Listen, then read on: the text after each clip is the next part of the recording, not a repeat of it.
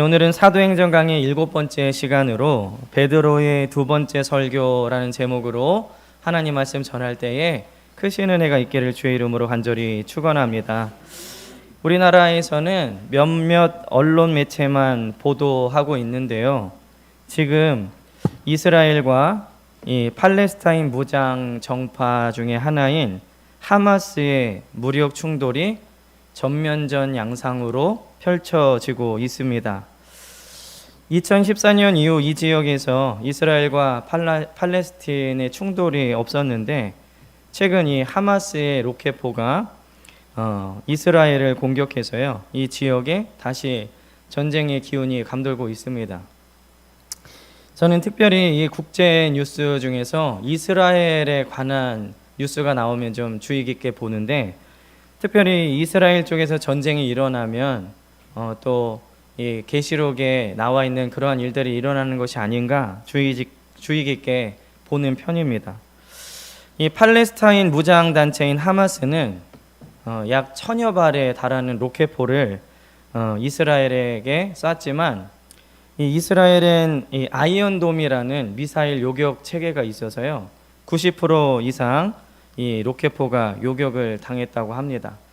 그래도 100% 다 막은 것은 아니기 때문에 이스라엘도 10여 명이 조금 안 되는 희생자가 생겼고, 베냐민 네타냐후라는 이스라엘의 총리가 보복을 선포한 다음에 이스라엘 공군이 이 팔레스틴 지역을 공습해서 민간인 140명 넘게 사망하는 그러한 일이 지금 벌어졌습니다.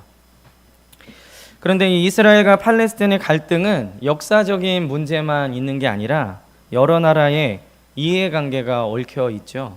우리가 잘 아는 대로 1948년에 이스라엘이 세워지게 된 배경이 미국과 영국의 영향이 굉장히 컸고요. 또 이 하마스를 지원하는 나라가 미국을 좀 반대하는 이란이나 이런 나라들이 뒤에서 후원하고 있기 때문에 이해관계가 얽혀 있습니다. 오늘 우리가 읽은 본문은 지지난주에 봤던 나면서부터 걷지 못한 성전 미문의 거지가 이 베드로와 요한을 통해서 일어난 기적을 놀랍게 여겨서 이 사람들이 솔로몬 행각이라는 곳에 모여서 그 베드로의 설교를 듣는 내용입니다. 오늘 설교에서 베드로는 모인 사람들에게 기적보다는 예수 그리스도께 주목하게 하죠. 역사에 있어서 만약은 없지만, 만약에 이스라엘 사람들이 초림하신 예수님을 메시아로 받아들였다면 오늘날 이 팔레스타인에 이러한 아픔이 있었을까 한번 생각해 봅니다. 그리고 그 기회를 놓쳤더라도 오늘 이 베드로의 설교를, 그리고 사도행전에 나와 있는 사도들의 복음을 듣고 진정으로 이스라엘이 회개했다면, 그래서 예수님을 구주로 그 민족들이 영접을 했다면 어떻게 되었을까? 많은 그 신학자들이 이스라엘이 로마에 멸망당해서 약 2000년 동안 나라 없이 지낸 것은 예수님이 십자가를 지실 때 그 피를 우리와 우리 후손에게 돌리소서라고 말했던 그 고백 때문에 벌어진 아픔이다라고 얘기를 하는데, 오늘 이 베드로의 설교와 이 성령께서 역사하신 사도행전의 복음의 내용을 이스라엘이 받아들였다면 오늘과 같은 큰 비극은 없었을 것이라고 생각이 듭니다. 하나님은 비록 예수님을 십자가에 죽인 이스라엘 사람들이라도 회개의 기회를 다시 주시는 것을 오늘 본문을 통해서 알 수 있죠. 그러나 이스라엘 백성은 이 기회를 번번이 놓치고 말았습니다. 하나님께서는 오늘날 우리에게도 그런 놀라운 기회들을 주시고 계신데요, 오늘 베드로의 두 번째 설교를 통해서 모두 은혜 받으시고 하나님이 주시는 영적인 기회들을 놓치지 않으시기를 주의 이름으로 간절히 축원합니다. 그렇다면 오늘 본문을 통해서 우리가 받을 은혜는 무엇이냐? 첫째는 왜 우리에게 주목하느냐입니다. 오늘 12절에 보면 이렇게 기록을 하고 있죠. 베드로가 이것을 보고 백성에게 말하되 이스라엘 사람들아, 이 일을 왜 놀랍게 여기느냐? 우리 개인의 권능과 경건으로 이 사람을 걷게 한 것처럼 왜 우리를 주목하느냐? 이렇게 얘기를 하고 있습니다. 이 성전 미문에서 구걸하던 거지가 걷게 됐다라는 이 기적의 소문을 듣고 사람들이 모였죠. 근데 그 전에 11절은 뭐라고 기록을 하고 있냐면 나은 사람이 베드로와 요한을 붙잡으니 이렇게 기록을 하고 있습니다. 이것은 이 은혜를 받고도 은혜의 통로, 은혜의 끈을 놓지 않았다는 것을 의미하죠. 평생 걷지 못한 사람이 걷게 되었을 때 나는 이제 내 삶의 목표를 이루었으니까 베드로와 요한은 더 볼 일이 없다라고 그것을 놓아버린 게 아니라 자기에게 은혜를 베풀어준 베드로와 요한을 더 붙잡고 있다는 것입니다. 이것은 바로 은혜의 끈을 놓치면 안 된다는 것이죠. 은혜의 끈을 놓치는 순간 우리는 세상에 썩은 끈을 잡게 되어 있습니다. 그러므로 우리는 기도와 말씀의 끈을 붙잡고 이 어두운 그리고 이 험한 세상을 이겨나가시기를 주의 이름으로 축원합니다. 이런 기적을 경험한 사람들은 이 솔로몬의 행각이라는 곳에 모이는데 이 솔로몬의 행각은 이 성전 바깥 뜰이라는 곳에 있는데요. 그 뜰 동편에 있는 기다란 집체, 곧 회랑을 이야기합니다. 이곳은 말씀을 가리키는 교사들이 자유롭게 강론을 하던 곳이었고 대중 집회를 할 만한 장소로 이 초대교인들이 이 솔로몬의 행각에서 자주 집회를 가졌습니다. 그리고 요한복음 10장 23절 이후에 보면요, 예수님이 이곳에서 말씀을 전하신 적도 있는 곳입니다. 그런데 이렇게 기적의 소문을 듣고 솔로몬의 행각에 모인 사람들을 향해서 베드로는 두 가지 질문을 하는데요. 그 첫 번째 질문이 이 일을 왜 놀랍게 여기느냐입니다. 이 기적을 보고 놀랍게 여기는 것은 당연한 일이죠. 다른 기적도 아니고 나면서부터 한 번도 걸어보지 못한 사람이 일어나서 우리 지지난주에 봤지만 뛰면서 찬양하고 성전에도 들어가는 이 기적을 보면 어느 누구나 놀랄 만한 일입니다. 그러나 베드로는 이 기적을 보고 놀랍게 여기는 사람들에게 왜 놀랍게 여기느냐 이렇게 물어보고 있죠. 그렇다면 베드로는 기적을 보고 놀란 사람들에게 왜 놀라지 말라라고 했을까요? 그것은 바로 예수님의 공생애를 오늘 이 솔로몬 행각에 모인 사람들도 다 알고 있기 때문에 그렇습니다. 예수님이 이 땅에 계실 때에 걷지 못하는 사람을 걷게 한 것뿐만 아니라 불과 얼마 전에 죽은 나사로를 살리신 기적을 베푸셨습니다. 이 걷지 못한 사람을 걷게 하는 기적과 죽은 사람을 살리는 기적 중에 어떤 것이 더 큰 기적인가? 이미 예수 그리스도께서 수많은 기적을 보이셨음에도 그들은 마음이 강팍했습니다. 이 눈을 뜨지 못하는, 보지 못하는 사람의 눈을 뜨게 하셨고 죽은 자를 살리셨고 귀신 들려서 고생하는, 고난당하는 사람을 수없이 살리셨습니다. 그러한 기적을 보이셨을 때 그들은 이 바알세불의 힘을 입어서 이런 일들을 행한다라고 그들의 마음을 강팍하게 해놓고 이제 와서 이 정도 기적을 보고 왜 놀라느냐라고 책망을 하고 있는 것이죠. 오늘 이 베드로의 말씀을 보면서 우리도 이와 같이 가장 큰 은혜에 대해서는 감동이 없고 작은 은혜에 민감하게 반응하는 그러한 모습을 보여서는 안 될 줄 믿습니다. 나 같은 죄인 살리신 것, 예수 그리스도께서 십자가를 지시고 이제 믿는 자들에게 성령을 보내주신 것, 이것이 우리에겐 가장 큰 은혜인데 이런 것에 대해서는 감동과 감사가 없고 마치 예수님이 더 큰 기적을 보여주셨을 때에는 마음이 강팍하고 오늘 사도들이 일으킨 이 작은 기적에는 놀란 그들의 모습처럼 우리 생활 속에서 주시는 그저 적은 물질에 대해서만 집중해서는 안 된다는 것이죠. 물론 생활 속에 주시는 작은 은혜들도 기억하고 감사해야 되지만 우리에게 주시는 가장 큰 은혜인 구원의 은혜를 늘 잊지 않으시는 저와 여러분들 되시길 주의 이름으로 간절히 축원합니다.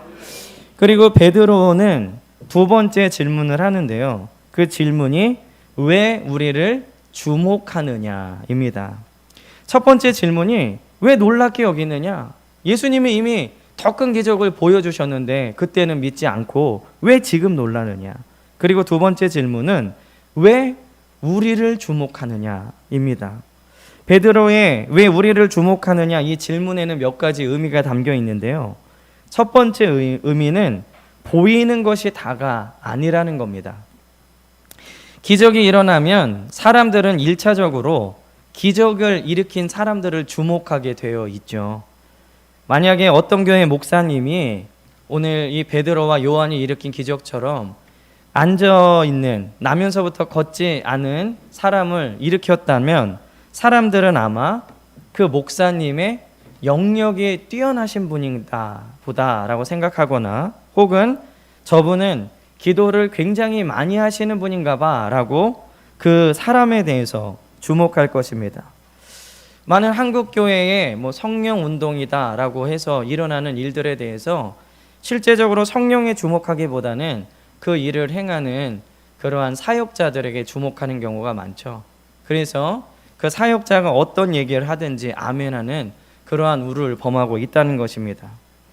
그러나 베드로와 요한은 자신들에게 향하는 시선을 곧바로 하나님께 돌리죠. 이것은 우리 개인의 권능과 경건으로 된 것이 아니라고 분명히 말을 하고 있습니다. 제가 신학교를 다니면서 수많은 목사님들의 설교를 들었습니다. 신학교에 이 수련회 강사로 오시는 분들은 몇백 명, 몇천 명 교회 목사님들은 거의 못 오세요.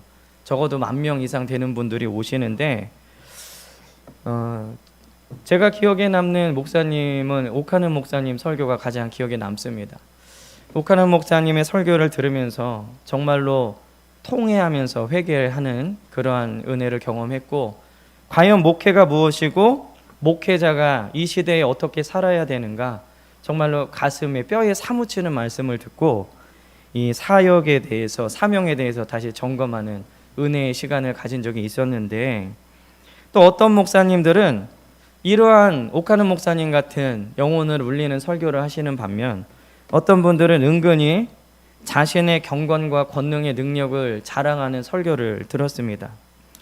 그분들의 설교를 요약하면 내가 기도 많이 하고 성경 많이 봐서 큰 교회를 짓고 심지어 지금 내가 이렇게 누리는 호사도 다 그 기도와 말씀을 많이 읽어서 누리는 것이다 라고 말하는 것이었습니다.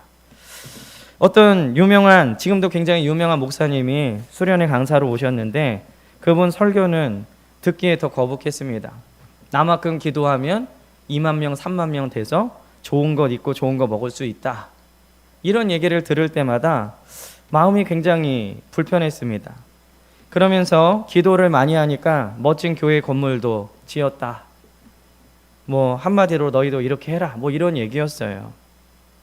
그 말씀을 듣는 저는 교회란 과연 어떤 곳인가에 대해서 다시 한번 생각하게 됐고, 저의 목표는 교회의 건물이 아니라는 것을 그때 명확하게 하나님 앞에 말씀드렸습니다. 20,000명, 30,000명 모이게 하는 것도 목표가 아닙니다. 저의 목표는 하나님이 원하시는 바로 그 교회를 세우는 것입니다. 그리고 성도 개인은 그리스도를 닮은 성도, 20,000명, 30,000명 와서 그냥 한 주 그 목사가 준비한 설교 듣고 헌금 내고 그냥 그러고 돌아가면 그런 성도 20,000명, 30,000명 있어봤자 한국 사회는 변하지 않고 오히려 하나님의 영광만 가리는 맛을 잃은 소금만 만들 뿐이겠죠. 늘 말씀드리지만 담임 목사가 그 교회 성도의 이름도 모르고 어떻게 생겼는지도 모르고 교구 목사들에게 다 맡겨버린다면 그게 어떤 의미가 있을까라는 생각을 자주 하게 됩니다. 물론 제가 대형교회를 싸잡아서 비판하는 것도 아니고 대형교회가 잘못됐다라고 말하는 것도 아닙니다. 그분들은 그만한 것을 감당할 수 있는 그릇이기 때문에 감당하시는 거겠죠.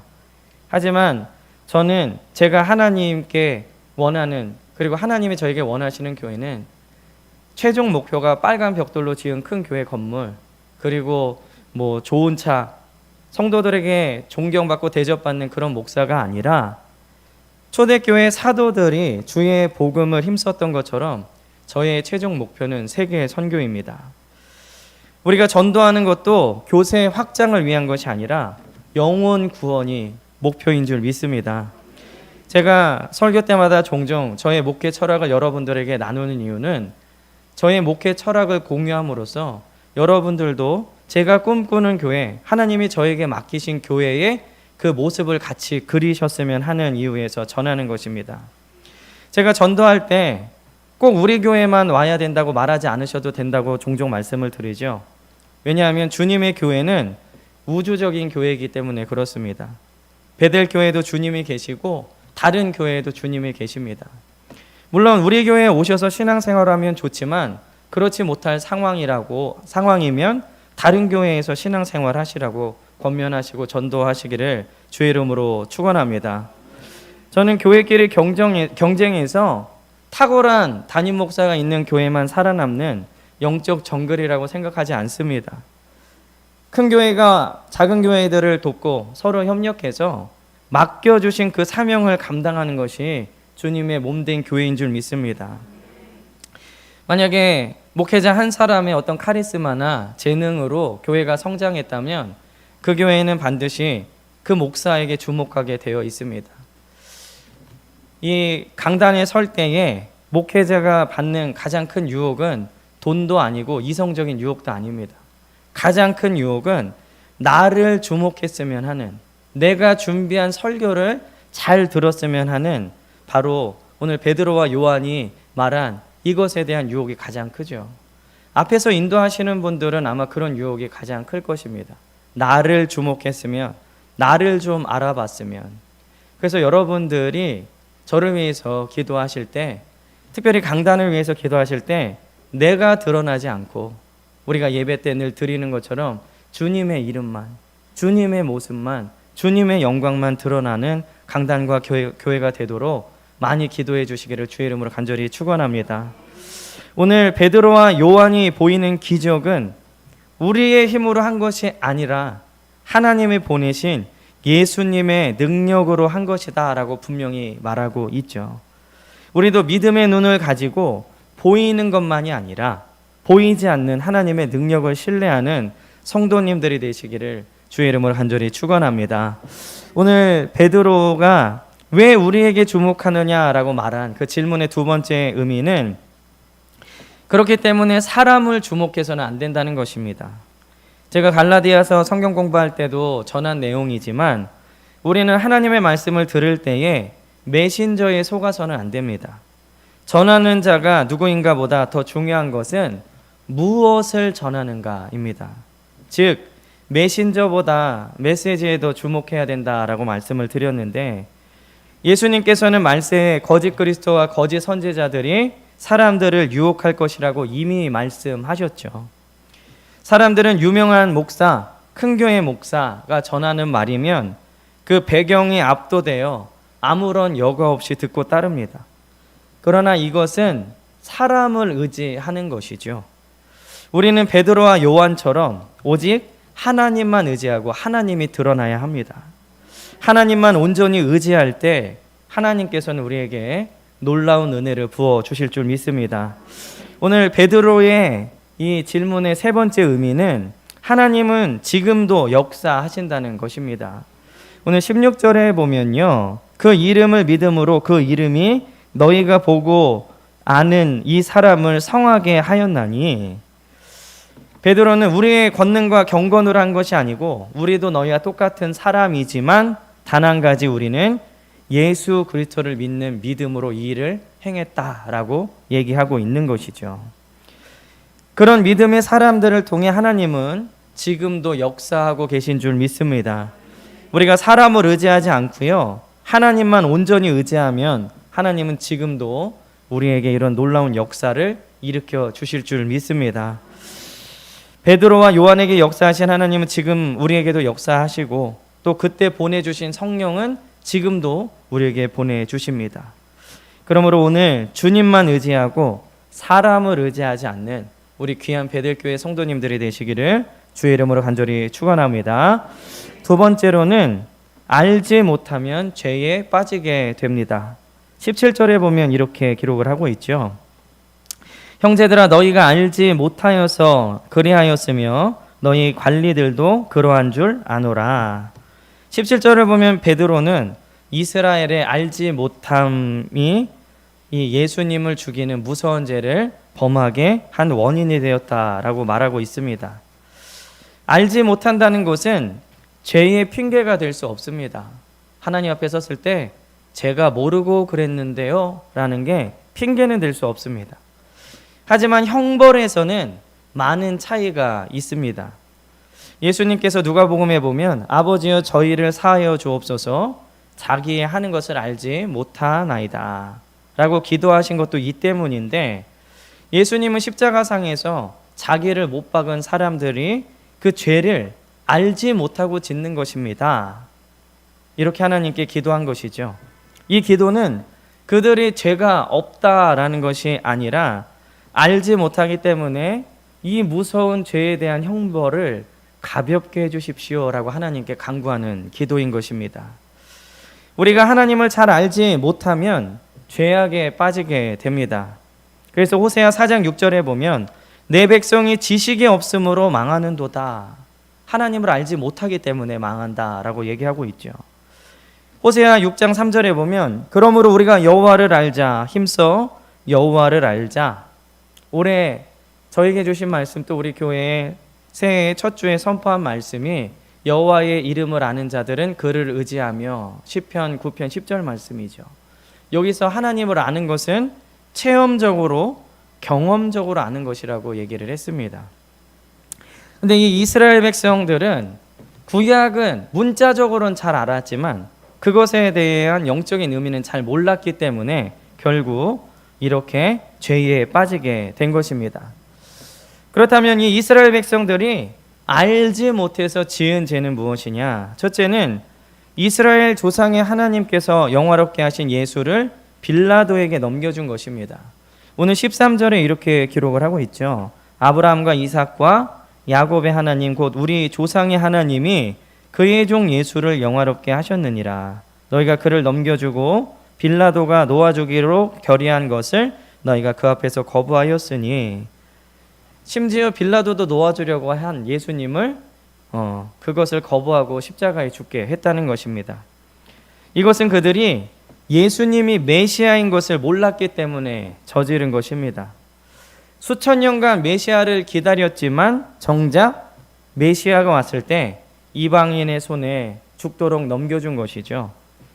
그들은 구약 성경을 잘 알았지만 구약에서 말하는 메시아가 예수님인 것은 몰랐습니다. 이것은 마치 다음 주에 있을 수학 시험에 대비해서 공식을 막 외웠는데 정작 문제를 풀지 못하는 그러한 학생과 같은 모습이라고 할 수 있겠습니다. 오늘날도 보면 성경에 대해 많이 안다고 해서 그 사람이 꼭 그 아는 것대로 산다고 할 수 없는 것과 마찬가지인 것이죠. 이스라엘 사람들은 성경을 문자적으로는 알았지만 영적으로는 알지 못했기 때문에 예수님을 빌라도에게 넘겨주는 죄를 지었습니다. 오늘 이스라엘 백성들이 알지 못해 지은 두 번째 죄는 살인한 사람을 놓아주기를 구했습니다. 오늘 14절에 보면 너희가 거룩하고 의로운 일을 거부하고 도리어 살인한 사람을 놓아주기를 구하여. 이것은 정의에 대한 혼동이라고 할 수 있는데요. 어떤 것이 옳고 그른지 구별하지 못할 때 생기는 일입니다. 거룩하고 의로운 일을 거부하고요, 살인자를 선택했다.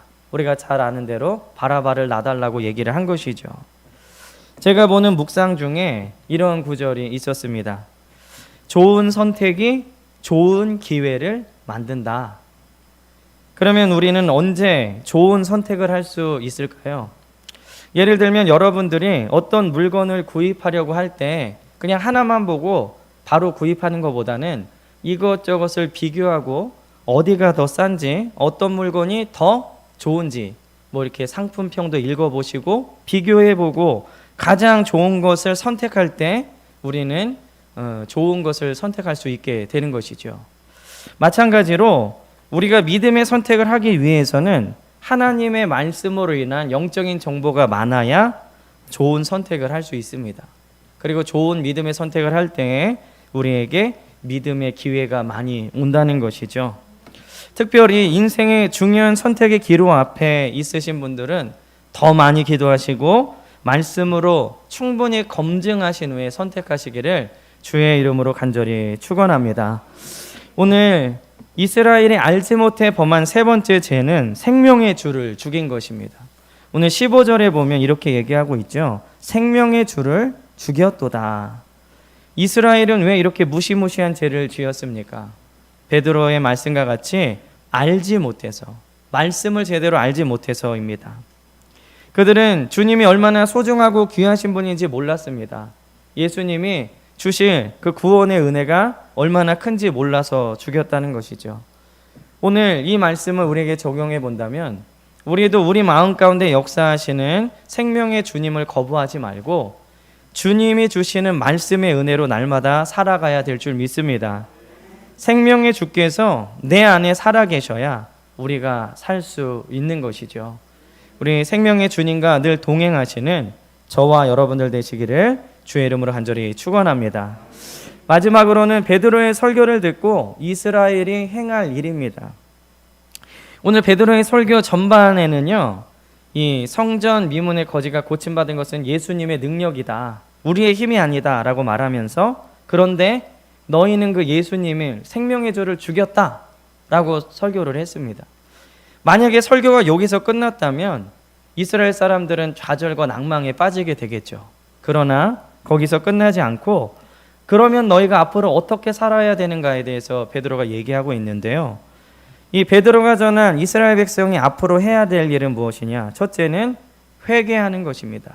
오늘 19절에 보니까 그러므로 너희가 회개하고 돌이켜, 그래서 그 뒤에 보면 새롭게 되는 날이 주 앞으로부터 이를 것이요. 베드로는 회개하고 돌이키라고 얘기했습니다. 회개하는 심령은 새롭게 된다라고 지금 말하고 있는데, 우리가 하나님의 자녀로서 시작되는 것은 새롭게 되는 것으로부터 시작인 줄 믿습니다. 거듭남으로부터 신앙생활이 비로소 시작되는 것이죠. 그러므로 진정한 회개의 경험이 없으신 분들은 아직 거듭나지 않은 것이고, 거듭나지 못한 사람은 하나님 나라에 들어갈 수 없습니다. 그러므로 이 사도행전을 보면서 이 베드로의 설교에서 회개하라는 말씀이 계속해서 나오는 이유는 거듭나야 되기 때문이죠. 우리 사랑하는 베들교회 성도님들은 회개의 경험이 반드시 있으셔서 새롭게 거듭나는 은혜가 있기를 주의 이름을 간절히 축원합니다. 이 베드로의 설교를 통해 이스라엘이 해야 될 두 번째 일은 다시 오실 예수님을 믿음으로 기다리는 겁니다. 20절에 보면 또 주께서 너희를 위하여 예정하신 그리스도 곧 예수를 보내시리니, 초림하신 예수님은 이스라엘 백성들이 십자가에서 죽였지만 회개하고 새롭게 되어서 다시 오실 예수님을 기다리라는 겁니다. 제가 자주 강조하는 것이지만 우리는 부활신앙과 재림신앙을 가져야 됩니다. 이 건전한 부활신앙과 재림신앙은 허무한 염세주의나 혹은 시한부 종말론을 배격합니다. 왜냐하면 이 부활신앙은 오늘의 삶을 담대하게 만들고요, 재림신앙은 오늘의 고난을 믿음으로 이기고 희망을 갖게 하기 때문에 그렇습니다. 그러므로 우리 사랑하는 베들교회 성도님들은 건전한 부활신앙, 그리고 주님 다시 오실 것이라는 재림신앙을 가지시고 승리하시기를 주의 이름으로 간절히 축원합니다. 또 베드로의 설교를 듣고 이스라엘이 행해야 될 세 번째 일은 악함을 버리고 복을 받는 것입니다. 오늘 26절에 보면 하나님이 그 종을 세워 복 주시려고 너희에게 먼저 보내사 너희로 하여금 돌이켜 각각 그 악함을 버리게 하셨느니라. 오늘 26절에 보면 하나님이 복 주시는 방법이 두 가지가 나오는데, 첫 번째는 종을 세워서 그 종을 통해 주시는 것입니다. 구약의 성도들은 이 선지자나 하나님이 보내신 종들을 통해 복을 받았고, 이 신약에 특별히 베드로가 말하는 종은 두말할 것 없이 예수님입니다. 우리에게 임하는 모든 종류의 복은 예수 그리스도를 통해 들어오는 줄 믿습니다. 그러므로 우리가 복을 받기 위해선 예수님의 말씀에 절대적으로 순종해야 되죠. 그리고 두 번째 방법은 악한 일을 버릴 때 임하는 것입니다. 우리가 악한 것을 버리고 하나님의 말씀에 따라 살 때 우리는 복을 받게 되는 것이죠. 오늘 베드로는 이 기적을 보고 모인 사람들에게 예수님께 집중하도록 했고, 그들이 어떻게 살아야 되는지에 대해서 말해 주었습니다. 오늘 베드로의 설교를 통해 우리 사랑하는 베델교회 성도님들도 하나님만 의지하고 몰라서 죄에 빠지지 말고 하나님을 바로 알고 또 그리스도인으로서 행할 회개와 재림 신앙과 그리고 악함을 버리고 복을 받는 저와 여러분들 되시기를 주의 이름으로 간절히 축원합니다. 기도하겠습니다.